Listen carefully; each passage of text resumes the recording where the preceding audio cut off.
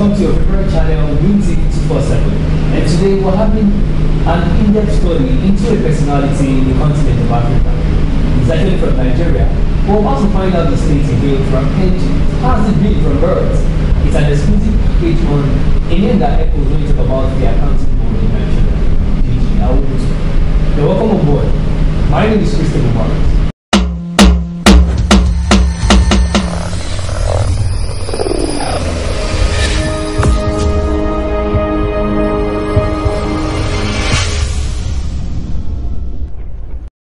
So it's a pleasure to have you on board. Thank you very much, Chris. So towards the honor of taking us around the world of Deji as a personality, name, educational background from nursery, if this is where you actually where you're coming up. Let's start from there, sir. Okay, my name is Deji Awobotu. From a family of 4. I'm actually the last of the 4. I'm from Ogun State, from Ogun Waterside, local government. In terms of my educational background, I actually attended Canal Primary School in Orile, Igomu. When I left there, I moved into Imoye High School, Mautu. And when I finished with my school certs, I was actually the assistant senior prefect at the time I was leaving the secondary school. And from there, I sought for admission into the university, but eventually I was moved into one of the professional programs, and that is Institute of Professional Studies in Ilaro, Ogun State. There I did my ICANN ATS program, and after I qualified as an AAT holder, I proceeded with ICANN through Save Associates Limited, that's there in Surulere, and I got qualified as a chartered accountant in 2002. That's when I got qualified as a chartered accountant, and from there I moved into the labor market. While I was doing my ICANN lectures, I actually was working somewhere as an accounts officer in one of the companies on the island. The company was actually Fevertech Nigeria Limited. Fevertech was a company that is into steel importation. We import steel from Ukraine, from Libya, some other countries like that. So we're one of the major importers of steel in Nigeria. And this was in 1999. Yeah, 1999, 2000. That's when I joined Fevertech Nigeria Limited. And when I left Fevertech Nigeria Limited, it was during that period I got qualified. And I moved as a general manager to Norwood Business House. Okay. Norwood Business House is actually a consulting firm. So I was the general manager and seeing to sort of major transaction. That's where I started my consulting experience. Right. When I left Norwood Business House, I was actually lecturing one of those days at Pi House. You know, Pi is a tuition center for ICANN. Right. I actually started CIS lectures with another of my friend called Kalu at Pi. And I delivered a paper on corporate finance, and immediately after the paper, an individual just walked up to me and said, I want you to work for me. And when he mentioned that, I was like, work for you? Then I was, he's my student, how can I work for my student? But someone told me that he's a big man, he's the MD of a stockbroking firm. I said, wow, then that wouldn't be a bad idea. So I chose to work for SunTrust Securities Limited as the company's CFO. And I worked there for a couple of years.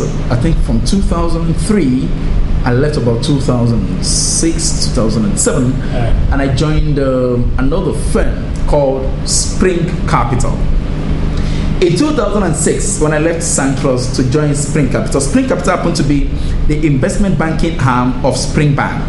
Okay. You know, consolidation took place in 2005. Sure. So we had 6 legacy institutions that came together to form Spring Bank. Now, this institution that came together had stockbroking firms, investment banking arm. So all the investment banking arm of the legacy institution came together to form Spring Capital.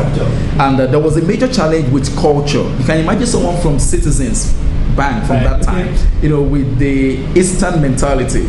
You know what I'm talking about. Yeah. Someone from Omega Bank at that time with a Western mentality.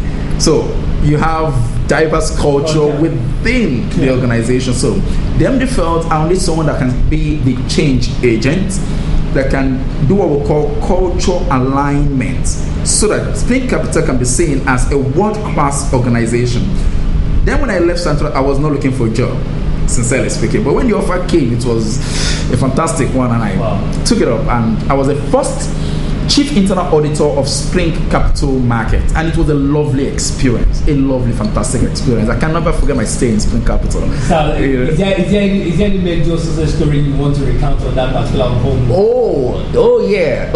Two things I can tell you categorically. Now, when it comes to respect for structure, it was something I was able to achieve when I was at Spring Capital. If the company policy says this is what you must do, it's my responsibility to ensure that every staff member does that. And when I realized that some staff members are actually going off track, I have all the authorities and powers to ensure that everybody is brought back to line. And I thank God for the support of the managing director at that time, Mr. Chris Boshiafi. He gave me all that I needed in terms of support. Deji, this is the kind of organization I want. So the way you want to achieve it, just go ahead. So with that, I was so satisfied. And the other thing I was able to achieve at that time was manipulation of stock prices. I was able to bring a stop to it. You can imagine a situation where a customer is saying, sell my stocks on this particular date. But because the price is going to rise, you didn't sell it on that date. You sold at a later date, and you decided to give the clients the price at the date the mandate was given. But meanwhile, you didn't sell. So you sold at a higher price. Then why didn't you pay the client at that higher price? As the head of internal audits, when the transaction came to me, and I was asked to sign off, I said, I'm not going to sign off. This is fraudulent. This is not right. And if the MD hears it, he won't feel comfortable with that. So with my decision not to sign off that transaction, I was able to bring a stop to price manipulation to client stocks in the capital market at that time. So it was a fantastic experience, and I was glad I had such an experience. All right. So next steps after Spring Capital. After Spring, I moved straight to Goldman Asset Management. Goldman Asset Management is an asset management firm that has an issuing house license. I was the head of asset management at that time. Some of the experiences I had there were also fantastic, because there was a transaction we embarked on. We call it bond with option, where a foreign investor comes into Nigeria, with lots of funds to invest in the Nigerian market. And considering the fact that we have structured markets through the Nigerian Stock Exchange and Securities and Exchange Commission, I was able to, align the interests of that foreign investor with the local markets in Nigeria. So a whole lot was achieved at Goldman Asset. When I left Goldman Assets, I moved into BGL. BGL actually is another investment bank, and they are a top investment banking outfit in Nigeria. And it's fun working at BGL, because I was actually exposed to so lot of transactions, so lot of mechanisms, so lot of processes, procedures, best practice. I actually learned a whole lot at BGL. At BGL, I was the head of financial audit, and that was all through to 2010. And by 2010, there was a call from the Federal Executive Council that Nigeria will no longer be using the local GAAP, but rather IFRS. And I've been lecturing on IFRS for over 10 years to that time. Wow. So I felt, that is an opportunity for me to, create a niche for myself. Right, so that I'm going to cut it now. Our distinguished viewers, in case you're still watching, this is a close-up on Deji Awobotu. He is a veteran practitioner in the accounting world, and now he just made mention of IFRS, and this is where it is to mainstream. Let's go for this break. so that we can show you sight and sound of where we are right now. When we come back, let's move on. We want to find a couple of trainings he has had here in Nigeria and outside the country. It is still Win TV 247, and this is being packaged for ADRAC channel on YouTube. We'll be right back.